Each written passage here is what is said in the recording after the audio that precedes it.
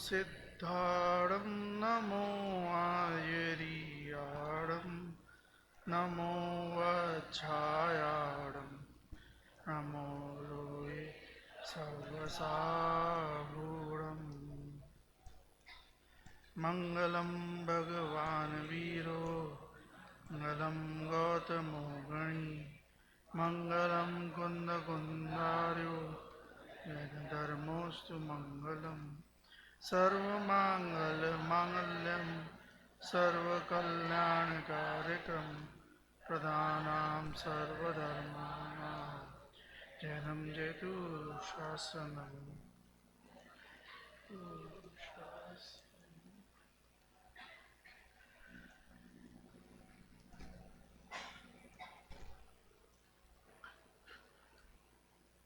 उत्तम सत्य की चर्चा आज हमें करनी है। वैसे तो 10 ही लक्षण जो आत्मा के हैं वे सब समझने के लिए कार्यकारी हैं, वो अत्यंत उपादेय हैं, परंतु उत्तम सत्य जो धर्म है 10 लक्षण का, धर्म का जो 1 लक्षण है वह लक्षण बहुत ज़्यादा इम्पोर्टेंट है, महत्वपूर्ण है, वस्तु स्वरूप को समझाने वाला है ये उत्तम सत्य। अमूमन जब सत्य की बात चलती है तो हम हमेशा यही कहते हैं कि सबको सत्य बोलना चाहिए। हम सत्य बोलते हैं या नहीं, जब यह प्रश्न करूं तो फिर गड़बड़ हो सकती है। पर बोलना चाहिए इसमें तो सब एक मत हैं। अगर मैं आपसे इंडिविजुअली पूछूं तो आप कहोगे कि पंडित जी छोड़ो, अभी क्यों एक्सपोज कर रहे हो। उत्तम सत्य जो धर्म है क्या है उसका स्वरूप। आप कहोगे कि संसार में हर जगह धोखाधड़ी है, हर जगह असत्य की बातें हो गई हैं, आजकल तो ज़माना बहुत खराब हो गया है, सच्चाई का तो ज़माना ही नहीं है। छोटे से छोटी चीज़ लेने जाओ बाज़ार में, वो इतना ओवर मार्केटिंग करता है, इतना ओवर प्रॉमिस करता है कि हम वो चीज़ ले लेते हैं और बाद में वो हाथ खड़े कर देता है। आप ज़मीन लेने जाओ, ज़मीन ले लो, आपने पेपर पे कागजात पे तो 200 गज ज़मीन ले ली और मौके पे पता चला 4 गज कम है, 5 गज कम है, 10 गज कम है। आप उससे जाकर के कहो कि साहब ये तो इसमें तो कमी है, अरे जो है वो यही है, ऐसे ही आता है। हम बाजार में कपड़ा लेने जाएं, 5 मीटर कपड़ा खरीदा हमने कुर्ते का, नए कुर्ते सिलवाने हैं हमको, और वो निकला 4.9, 0.1 कहाँ चले गया, वो कटिंग में चले जाता है, अंडर कट ही आता है कपड़ा। ये इंडस्ट्री स्टैंडर्ड है, वो कहेगा आपको दुकानदार, ऐसा ही चलता है। आप पत्थर लेने जाओ, 15 mm का पत्थर आप खरीदो, उसके mm नापने जाओगे तो 13 mm निकलेगा। पैसे तो आप 15 के ले रहे हो, 13 क्यों है? ये सब यही है, ऐसे ही होता है, वो कटिंग में चले जाता है। अरे जो चला जाता है आ जाता है उसकी बात हम थोड़ी ना कर रहे हैं, हम तो कह रहे हैं आप कह रहे हो 15 mm, तो हमें 15 mm मिलना चाहिए ना। सत्यता कहां है बताओ? हर जगह सत्य बात है। आप सब मोबाइल खरीदते हो, 250 GB का मोबाइल खरीदते हो, कितने GB मेमोरी फ्री मिलती है? 200 के आसपास। अरे हमने 256 के पैसे दिए हैं, तो वो तो सॉफ्टवेयर ने घेर ली उतनी, इसलिए अब 200 के आसपास मिलेगी। अरे पर आप कह रहे हो 256 GB कितनी मिलेगी?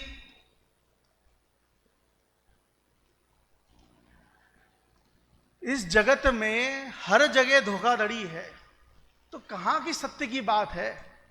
ये तो सिर्फ किताबी बातें हैं कि सच बोलना चाहिए। दिवाली के समय पे आप जाओगे, सारे ज्वेलर सामने अपने बोर्ड लगा देंगे लेबर फ्री।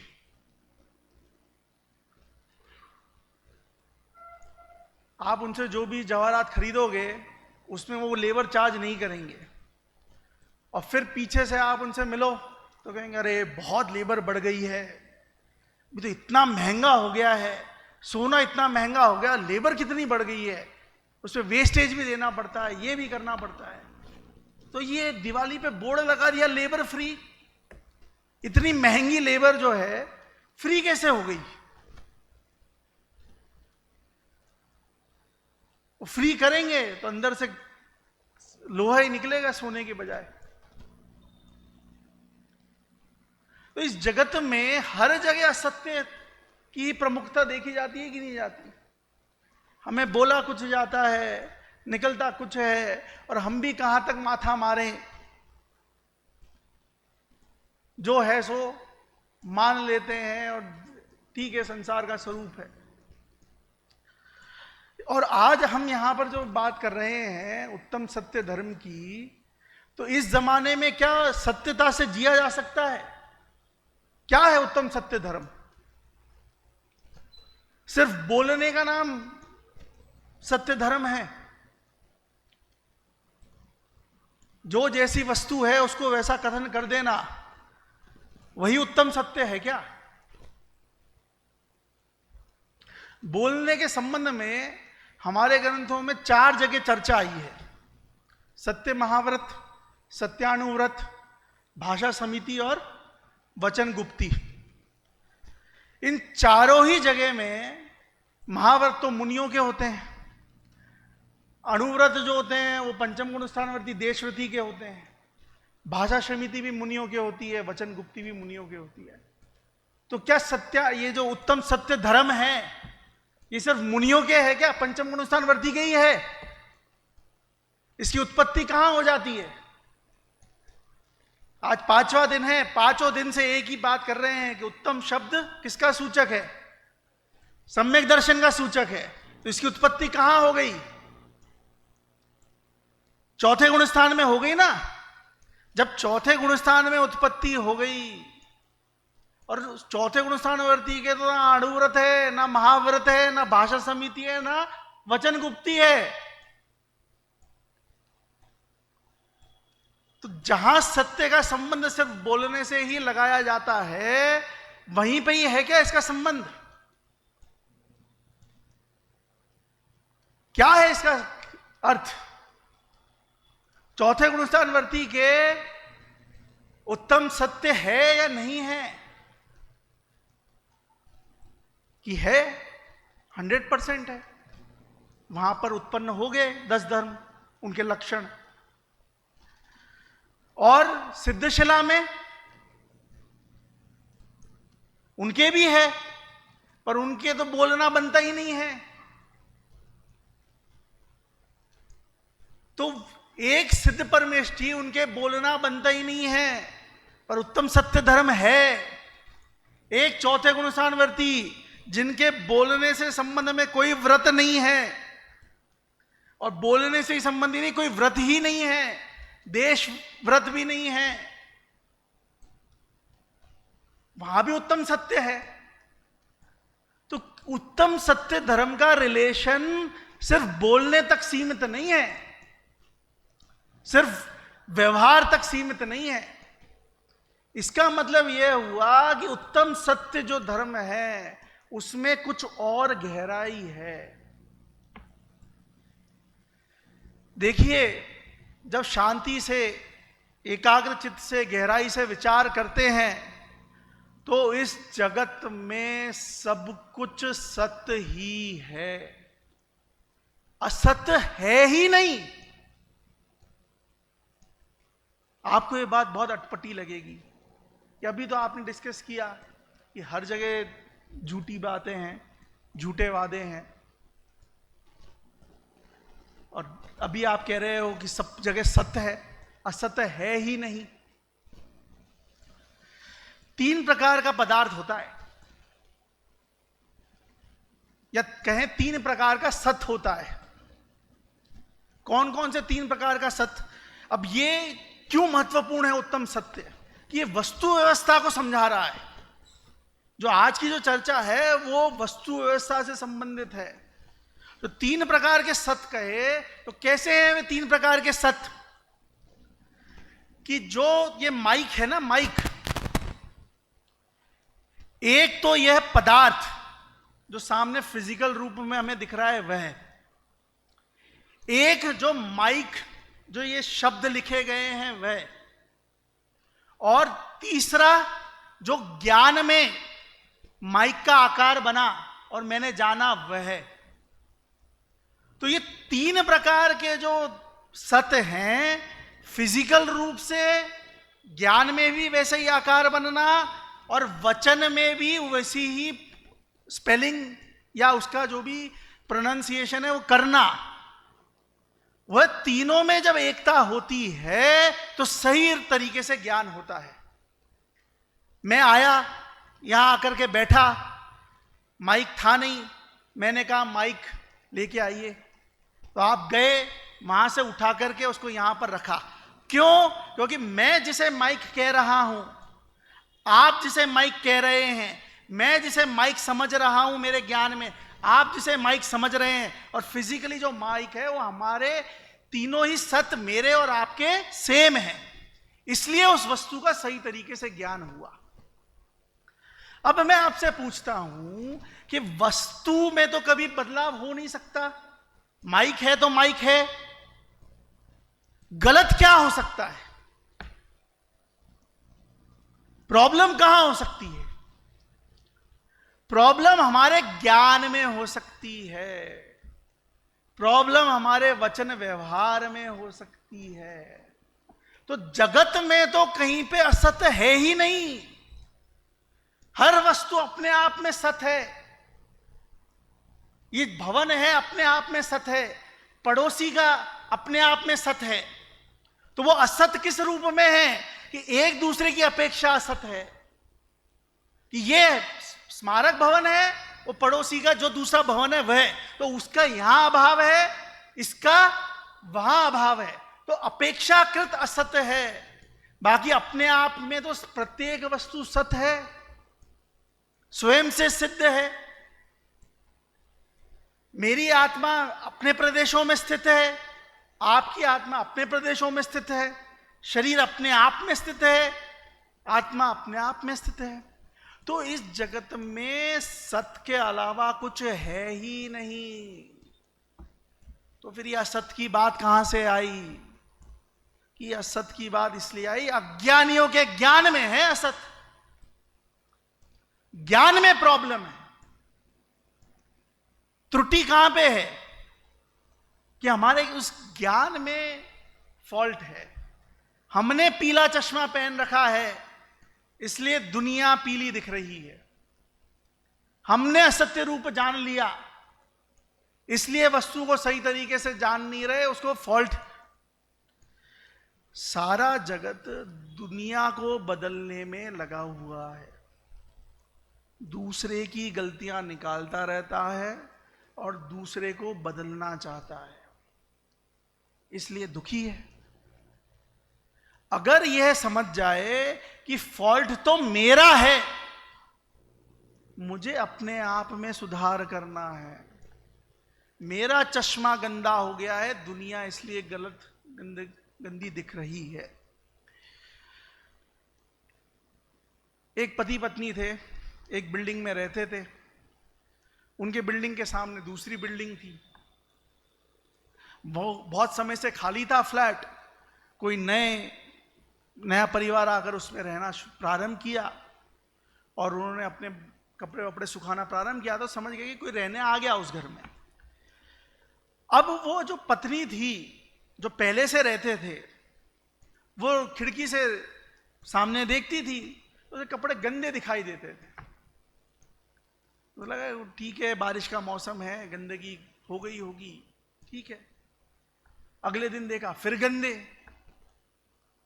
तो वो सोचने लगी यार ये कैसे धोकर के कपड़े सुखाए और इतने मैले कुचेले गंदे दिख रहे हैं, पता नहीं ये लोग कैसे रहते होंगे, किचन कितनी गंदी होगी, घर में कितनी गंदगी होगी।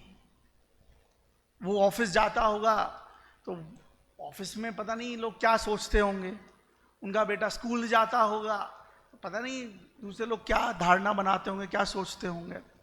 उसने ये बात अपने पति से कही। ठीक है, पति ने कहा हो गया, ठीक है, दूसरे का क्या करना, अपने क्यों दिमाग लगाए।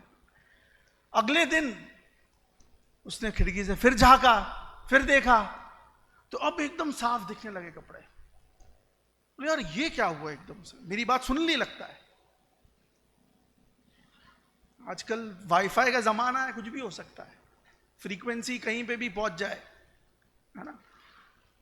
तो उसने अपने पति से कही देखो आज तो एकदम साफ शुद्ध निर्मल है, लग रहे एकदम कपड़े।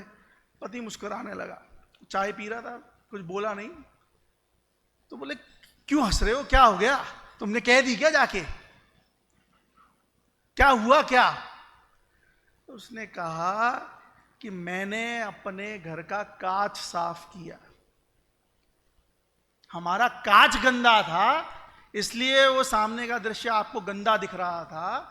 मैंने अपना कांच साफ किया तो अब आपको बहुत अच्छा निर्मल दिख रहा है। अब इससे हम क्या समझें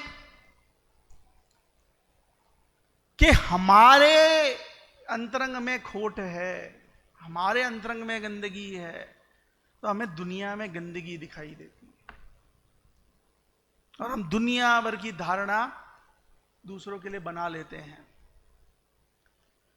और उससे अपने अंतरंग में भी संक्लेश परिणाम उत्पन्न होते हैं और कदाचित सामने व्यक्त हो जाए तो फिर कहना ही क्या।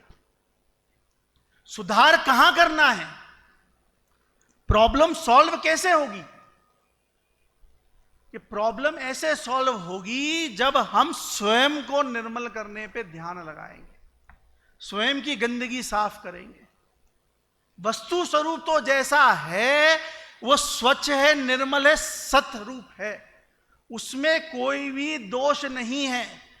पूरा जो ब्रह्मांड है, तीन लोक और अलोक, वो पूरा सुव्यवस्थित है, उसमें कोई भी प्रकार से गंदगी या ओछापन या कुरूपता नहीं है।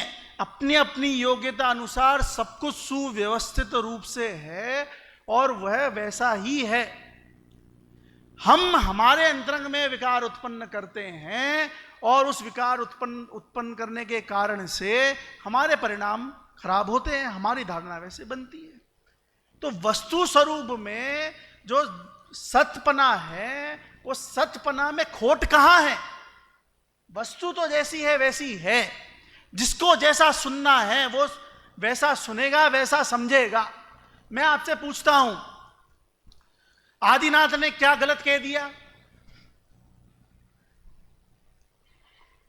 सच ही तो कहा था कि एक कोड़ा कोड़ी सागरवाद, ये जो मारीच का जीव है ये आगे जाके महावीर का जीव बनेगा और तीर्थंकर बनेगा। गलत तो नहीं कहा था, मारीच का दिमाग खराब हो गया। जो वस्तु स्वरूप है वही तो कहा था, जो होना था वही तो कहा था। कि आदिनाथ ने जानबूझ करके स्वयं को पहला नंबर कर लिया और उसको 24वां बना दिया। उन्होंने तो जो होना था उसी का वर्णन किया। पर ये जो रागी द्वेषी है ना, कषायों का पिंड, इसने सोचा खुद तो बन गए पहले, मुझे बना दिया 24वां, बहुत ना इंसाफी है, नहीं चलेगी, मैं तो यहीं सामने दुकान लगाऊंगा, आपका समोषण यहां, मेरा समोषण वहां, छोटा ही सही। और उसने अपना जो भी चलाना था चलाया। बहुत लोग खुद तो डूबे, औरों को ले डूबे। 363 मत चलाए। जो जैसा एकांत नियतवाद की चर्चा आती है गवर्नमेंट सारे में, वो भी मारीच का ही चलाया हुआ था।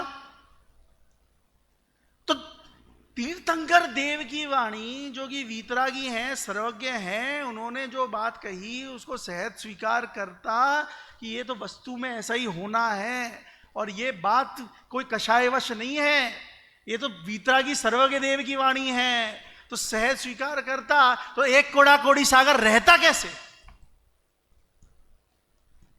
वो तो आवरण किया, दुनिया भर के संश्लेष परिणाम किए, इतना पाप बंद किया तो ही तो रहा। टोडरमल जी का बहुत फेमस वाक्य है,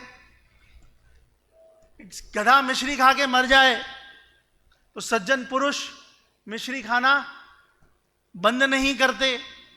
अरे वस्तु स्वरूप तो जैसी है वैसी है, उस वस्तु स्वरूप को जान करके किसी के उल्टा रिएक्शन हो जाए तो वस्तु स्वरूप थोड़ी ना बदलेगा।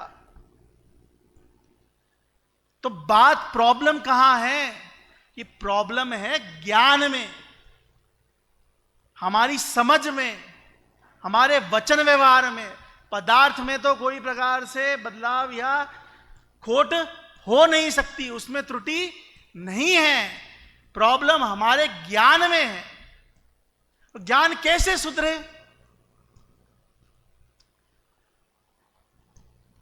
एक जहाज समुद्र में जा रहा था। समुद्र में जाते हुए वह जहाज जैसे जैसे अंदर पहुंचा, डीप पहुंचा, तो बहुत तेज तूफान आने लगा, बहुत बड़ी बड़ी लहरें उठने लगी, समुद्र की तरंगें एकदम वक्र हो गई, और उसने पूरी तरीके से उस जहाज को जकड़ लिया, कंट्रोल कर लिया। अब मैं आपसे पूछता हूं कि इस उदाहरण में समुद्र कौन है, जहाज कौन है?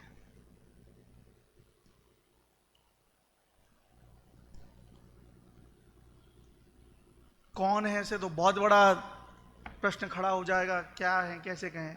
चलो मैं आपको ऑप्शन देता हूं कि कर्म कौन है और आत्मा कौन है।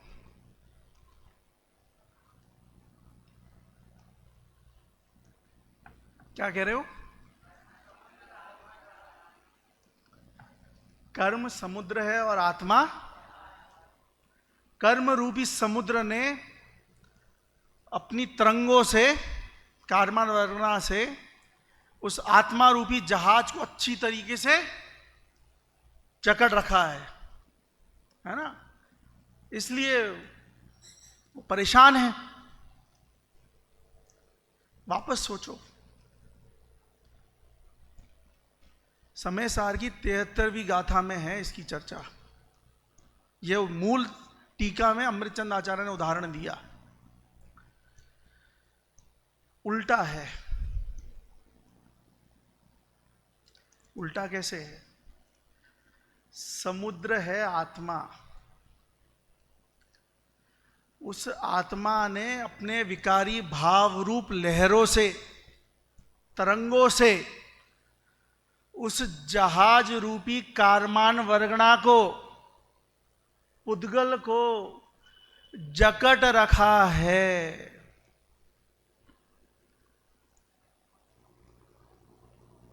क्या समझे आप? कर्म बड़े बलवान जगत में पेरत हैं कि कर्म बिचारे कौन, भूल मेरी अधिकाई। क्या है सत्य? क्या है? हम सोच रहे हैं ये कर्म गुंडे हैं, इन्होंने हमें पकड़ रखा है। आचार्य अमृतचंद देव कहते हैं कि अरे भगवान, अपने स्वरूप को भूल करके तू ये समुद्र रूपी आत्मा अपने विकारी भाव से, क्योंकि अपने स्वरूप को भूला हुआ है ना, तो पर के लक्ष्य से जो विकारी भाव उत्पन्न हो रहे हैं, इससे तूने उस कर्म रूपी पुद्गल को पकड़ रखा है। अच्छी तरीके से जकड़ रखा है। जब अपनी आत्मा का लक्ष्य करेगा तो उस तरंग को बाहर से हटा करके अंतरंग में लगाएगा तो ऑटोमेटिक शांत हो जाएगा, और शांत हो जाएगा तो कर्म रूपी पुद्गल को छोड़ देगा।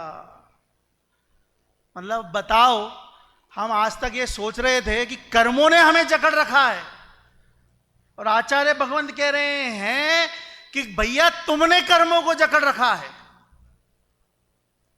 गुंडे तो हम हैं, हमने हमारा स्वरूप छोड़ करके दुराचार कर रखा है।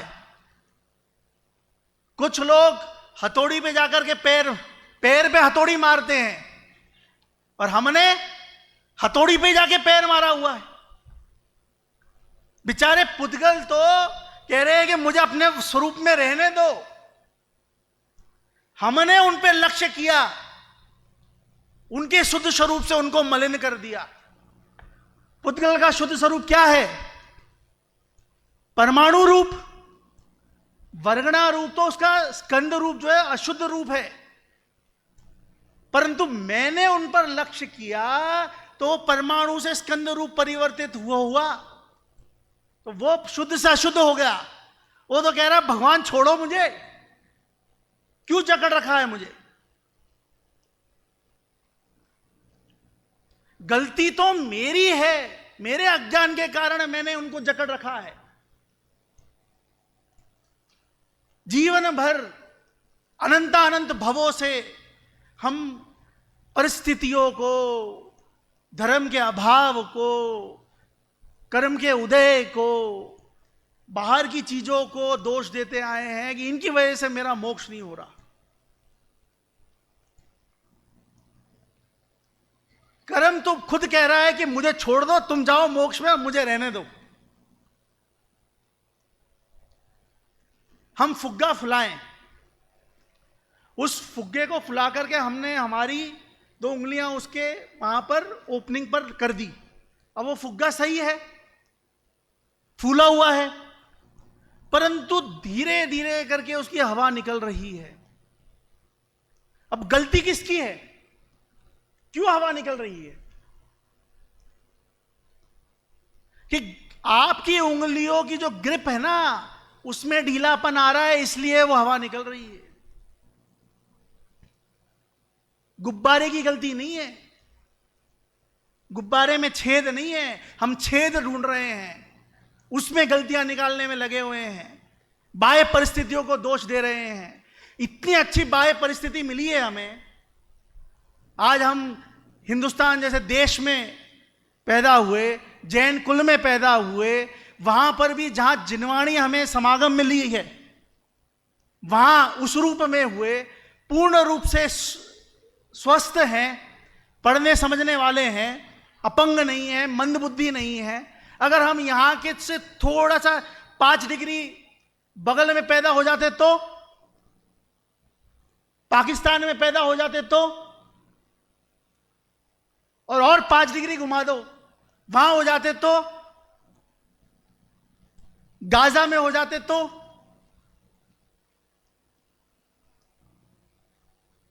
वर्तमान में हमें संयोग कितने अच्छे मिले हैं, और ये पहली बार नहीं मिले हैं, इससे भी और अच्छे अच्छे संयोग के पहले भी मिले होंगे। हो सकता है दिव्य धुनी सुनने का समागम मिला हो सकता है भावलिंगी संत मिले हों। कितनी बार बात सुनी, पर सुनकर के उस मार्ग पर चले नहीं, और सारी दुनिया में दोष देते रहे। अब क्या करें, क्या कर सकते हैं, देश काल परिस्थिति, पंचम काल है, मोक्ष तो जा नहीं सकते, तो क्या करें धर्म पढ़ करके, चलो घूमने चलते हैं, कोई ना कोई बहाना मिल जाए। अरे पंचम काल है, मोक्ष नहीं जा सकते, सम्यक दर्शन की प्राप्ति तो कर सकते हो। सम्यक दर्शन प्राप्त कर लिया तो अनंत से छुट्टी, फिर तो लिमिटेड हो गया। तो सम्यक दर्शन तो लक्ष्य हो हमारा, पर हम दुनिया भर की अन्य बाहर की चीजों में दोष निकालते रहते हैं। वस्तु स्वरूप तो सत ही है। सत द्रव्य लक्षणम तत्वार सूत्र में लिखा है। तत्वार सूत्र का सूत्र है कि द्रव्य क्या है? विश्व किसे कहते हैं? 6 द्रव्यों के समूह को विश्व कहते हैं। और द्रव्य किसे कहते हैं? सत द्रव्य लक्षणम। तो यह सतरूप है ना पूरा विश्व, हो गया प्रूफ। अब सब कुछ सत है, तो मैं राम को श्याम समझ करके गलती क्यों कर रहा हूं? मैं अपने ज्ञान को सुधारूं, वस्तु स्वरूप को समझूं, दुनिया भर की खोट निकालना बंद करूं। मेरा चश्मा लाल है तो लाल दिख रहा है, मेरा चश्मा पीला है तो पीला दिख रहा है। चश्मा उठा के फेंको और बाहर की स्वच्छ दुनिया को देखो। और उसके पहले क्या कहते हैं आचार्य भगवंत? सत द्रव्य लक्षणम। उसके पहले कहते हैं उत्पाद व द्रव्य युक्तम सत। कि सत क्या है? उत्पाद व द्रव्य से युक्त है जो है वह सत है। ये वस्तु स्वरूप की चर्चा है कि उत्पाद व द्रव्य क्या है। थोड़ी अटपटी बात नहीं लगती मामा? कि उत्पाद भी कह रहे हो, व्यय भी कह रहे हो, और फिर ध्रुव भी कह रहे हो। या तो उत्पन्न होने वाली कह दो, खत्म होने वाली कह दो, या फिर सिर्फ ध्रुव कह दो। उत्पाद व्यय भी है और ध्रुव भी है, दोनों विरोधी नहीं है। अरे दोनों विरोधी नहीं है, दोनों एक दूसरे के पूरक हैं। यह वस्तु व्यवस्था उत्पाद व्यय रूप है, इसलिए ध्रुव है, और ध्रुव है इसलिए उत्पाद व्यय रूप है। अपेक्षा का भेद है। द्रव्य गुण पर्याय 3 चीज सुनी होगी आपने। और नए द्रव्यार्थिक और पर्यायार्थिक। गुणार्थिक नए सुने कभी? जब द्रव्य गुण पर्याय है,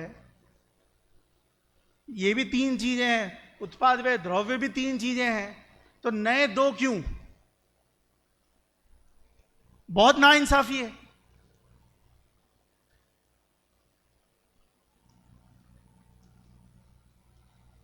गुणों के समूह को द्रव्य कहते हैं और गुणों के परिणमन को पर्याय कहते हैं। कि वो एक ही चीज है। वे ही गुण जब समूह रूप में है तो द्रव्य हैं, इसलिए द्रव्यार्थिक नय का विषय है। या यूं कहें कि जो जो द्रव्यार्थिक नय का विषय है वह वह द्रव्य है। और वही चीज जब परिणमन स्वरूप है, क्षणिक है, अनित्य है, उसका जब परिणमन है वो पर्यार्थिक नय का विषय होने से पर्याय है। अलग अलग चीज थोड़ी ना है कि गंगाधर ही शक्तिमान है और शक्तिमान ही गंगाधर है। अलग चीजें थोड़ी ना है कि जो गुण हैं वे द्रव्यार्थिक नय का विषय समूह रूप से नित्य, अखंड, एक और सामान्य रूप है, तो वो द्रव्यार्थिक नय का विषय होने से द्रव्य है। और वही वस्तु में जब नजरिया क्षणिक हो जाता है, खंड रूप हो जाता है, अनेकता रूप हो जाता है, विशेष रूप हो जाता है, तो वो पर्याय है, पर्यायार्थिक नय का विषय हो गया। तो उत्पाद व्यय वो है पर्यायार्थिक नय का विषय, वही वस्तु। और ध्रुव जो है वो है द्रव्यार्थिक नय का विषय। आप सबने साइकिल चलाई है? अनिल अंकल, साइकिल चलाई है आपने? मैं आपसे पूछता हूं, साइकिल फास्ट चलाना इजी है, स्लो चलाना? फास्ट चलाना इजी है ना? सारी चीजें तो स्लो, धीरे धीरे करो, अच्छे से करो। अमूमन ज्यादातर चीजें हम कहते हैं कि जल्दीबाजी में मत करो। और साइकिल तो फास्ट ही चलेगी। अगर कोई कहे आराम से चलाओ, आराम, धीरे धीरे चलाओ, तो साइकिल स्लो चलाना कठिन है। फास्ट मोमेंटम रहता है तो सही है। साइकिल जब चलती है तो मानो वो जो पेडल ऊपर जा रहा है ना, वो पर्याय का उत्पाद है, अब वो नीचे जा रहा है वो व्यय, फिर ऊपर आ रहा है उत्पाद, फिर नीचे जा रहा है व्यय। ऐसा उत्पाद व्यय उत्पाद व्यय उत्पाद व्यय होता रह रहा है साइकिल में, तो साइकिल ध्रुव है। अगर वो उत्पाद व्यय बंद हो जाए, एकदम से सामने बिल्ली आ जाए, हमने ब्रेक मारा, पैर जमीन पे नहीं रखा, तो साइकिल गिर जाएगी। अगर उत्पाद व्यय नहीं हो तो वो वस्तु, ध्रुव वस्तु व्यवस्था नष्ट हो जाएगी। इसलिए वो दोनों एक दूसरे के पूरक हैं। उत्पाद व्यय होने से वस्तु ध्रुव है और ध्रुव होने की वजह से वस्तु में उत्पाद व्यय होते रहते हैं। एक गजब की बात है, दृष्टिकोण अलग है। एक द्रव्य रूप की दृष्टि है, एक पर्याय रूप की दृष्टि है, वस्तु तो वही है। कैसी बात है। सोने के हम सब इच्छुक हैं, सोने के मतलब गोल्ड के, सोने के नहीं। हाँ, गोल्ड सबको पसंद है, सब उसके लिए इकट्ठा करके रखना चाहते हैं। वो जो स्वर्ण है, वह स्वर्ण जब माइनिंग हो रही है, जमीन के अंदर है, तब भी स्वर्ण है। वह जब निकाला गया ट्रक में मिट्टी के साथ भर के लेके जा रहे हैं, तब भी स्वर्ण है। फिर उसको पिघला करके एक साथ प्यूरिफाई करके 24 कैरेट का बिस्किट बना दिया, तब भी सोना है। फिर उस बिस्किट को बाजार में बेचने निकाला, किसी ने खरीद करके, किसी ने, कारीगर ने उसकी एक बहुत बढ़िया अंगूठी बना दी, तब भी स्वर्ण है। और वो अंगूठी किसी ने पहन ली, अब वो 50 साल तक पहना रहा। फिर उसको एक दिन वैराग्य आया, उसने उसको ऐसा फेंका, वो गटर में जाके गिरी और उसने दीक्षा ले ली। तो वो गटर में गिरी हुई गंदगी के साथ है, तब भी स्वर्ण है। तो वो उसका जो स्वर्णपना है ना, वो उसका द्रव्यपना है। और ये जो अलग अलग दशाएं हुई कि पहले वो माइन, जमीन के अंदर था माइन में, फिर ट्रक में था, फिर उसको पिघलाया, फिर उसको बिस्किट बनाया, फिर ये अलग अलग बिस्किट रूप कारीगर के कारखाने में, फिर अंगूठी रूप, फिर किसी और के हाथ में, फिर आगे जाके गटर में, ये सब उसकी अलग अलग पर्याय हैं। तो अलग अलग पर्याय हैं, क्षणिक है, वो तो बदल रही है। कल तक माइन में थे, फिर ट्रक में चले गए, फिर आगे जाकर के फैक्ट्री में चले गए, फिर आगे जाके किसी के हाथ में चले गए। तो पर्याय तो परिणमन चल रहा है हर क्षण, पर उसका द्रव्यपने में कुछ कमी है क्या? क्यों? द्रव्य दृष्टि से वस्तु ध्रुव है। पूर्व पर्याय का व्यय होता है, नवीन पर्याय का उत्पाद होता है, पर द्रव्यपना तो हमेशा कायम रहता है। क्या कभी ऐसा हो सकता है कि पर्याय उत्पन्न नहीं हो? असंभव। क्या कभी ऐसा हो सकता है कि पर्याय कभी नष्ट नहीं हो, व्यय नहीं हो? असंभव। क्या कभी ऐसा होता है कि वस्तु नष्ट हो जाए? यह भी असंभव। ये तो साइंस भी मानती है। ये कहती है ना कि energy can not be created nor it can be destroyed, it can be converted. Wind energy को आप इलेक्ट्रिकल एनर्जी बना दो, वो कन्वर्जन हो जाएगा, पर उसको हम बना नहीं सकते और नष्ट नहीं कर सकते। तो क्या है? द्रव्यपने की सिद्धि है, द्रव्यपने की बात कर रहे हैं। तो ये जो द्रव्य है ना, वो द्रव्य सतरूप है, और उस सत में कोई भी गलती नहीं है। अल्टीमेटली प्रॉब्लम किधर है? कि प्रॉब्लम हमारे अंदर है, हमें सुधार करना है। उत्तम सत्य के धनी कब बनेंगे हम? जब हम इस वस्तु स्वरूप को समझ करके बाहर में परिवर्तन करने की चाह छोड़ देंगे। क्या परिवर्तन करेंगे जब सब कुछ सत्य है, सब कुछ सही है? जब सब कुछ ही सही है, परिवर्तन करना किसमें है? बदलना क्या है? और जब कुछ बदलना ही नहीं है, उसमें कुछ करना ही नहीं है तो वहां से सहज उदासीनता होगी। हम हमारे घर में हमारी चलती है तो हम पूरी निगरानी रखते हैं, हुकूमत चलाते हैं, ऐसा होगा ऐसा नहीं होगा। और पड़ोसी के घर में उसमें हम दिमाग ही नहीं लगाते क्योंकि हमारी चलती ही नहीं है। तो ये जो जितने भी बाह्य चीजें हैं, बाह्य पदार्थ हैं, उनमें कुछ हमारा चलना ही नहीं है तो ऑटोमेटिक उपयोग लगना ही नहीं है। जब बाहर उपयोग नहीं लगेगा तो कहां जाएगा?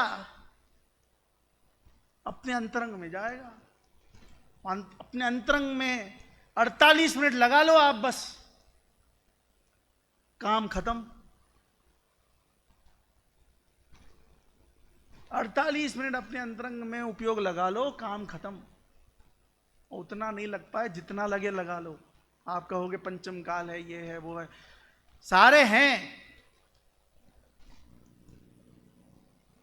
दादा का बहुत फेमस उदाहरण है कि सम्यक दर्शन प्राप्त करना आसान है या चाय बनाना।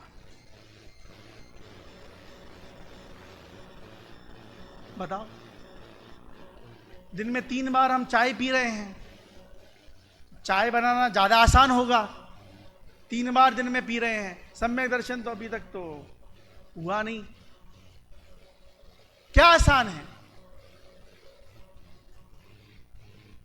चाय बनाने के लिए क्या क्या चाहिए? क्या हमें चाय की पत्ती चाहिए सबसे पहले? फिर क्या चाहिए? ये दूध चाहिए। यहां पर मिल्क वाली इंडियन टी की बात कर रहे हैं हम, ब्लैक वाली नहीं। आपको दूध नहीं चाहिए, एक संयोग कम हुआ, हमको तो दूध भी चाहिए। फिर क्या चाहिए? फिर चीनी चाहिए, ठीक है। फिर क्या चाहिए? मसाला नहीं होगा चलेगा कि चाहिए? अरे इतनी चीज जुटा रहे हैं, एक और चीज मंगा लेते हैं, चाहिए आप मसाला भी चाहिए। सब चीज हो गई सेट, ठीक है, बना ले। अरे तपेली तो चाहिए। किधर किधर बनाएंगे? हाथ में तो बना नहीं सकते हम। सब तपेली भी इकट्ठी कर ली हमने। फिर गैस चाहिए, जिसपे हम गरम करेंगे वो चाहिए। हो गया बस। लाइटर चाहिए, चलो माचिस लाइटर जो भी है जलाने के लिए चाहिए। और कुछ? छन्नी चाहिए। कितने संयोग चाहिए? अब और कुछ बाकी है? हो गया। कप चाहिए, तपेली से तो पियोगे नहीं, छन्नी छान करके किस में डालोगे? तो कप भी चाहिए। इतने सारे संयोग चाहिए। अब बताओ मुझे कि आप यहां से कोई रास्ते पे जा रहे हो, बीच में जंगल है, वहां पर चाय पीने का मन हो गया, दूर दूर तक कुछ भी नहीं है, बनाओ चाय। अब जितने संयोग गिनाए उसमें से 1-2 भी कम हो गए तो आप सफल नहीं हो सकते चाय बनाने में। कितना कठिन काम है। कई बार ऐसा होता है ना कि हम विदेश जाते हैं, सब कुछ ले जाते हैं, मोबाइल का चार्जर भूल जाते हैं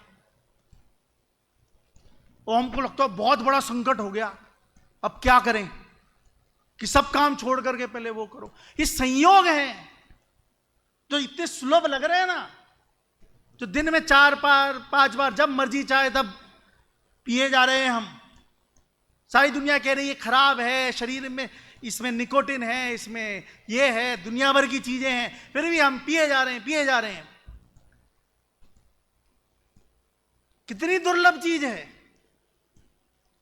और उस जंगल में संसार की असारता से मानो 2 मुनिराज आ गए, आपको उपदेश दे दिया, आपको वैराग्य उमड़ गया, सम्यक दर्शन प्राप्त हो जाएगा कि नहीं हो जाएगा?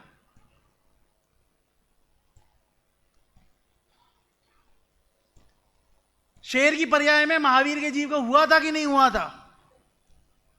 कोई रोक सकता है? सम्यक दर्शन प्राप्त करने के लिए क्या चाहिए?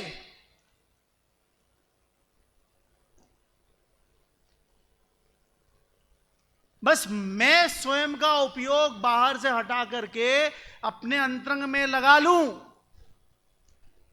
मुझे उपदेश की भी जरूरत नहीं है। वैराग्य तो बिजली कड़कती देख के हो जाएगा। कोई अन्य निमित्त से मान लो वैराग्य।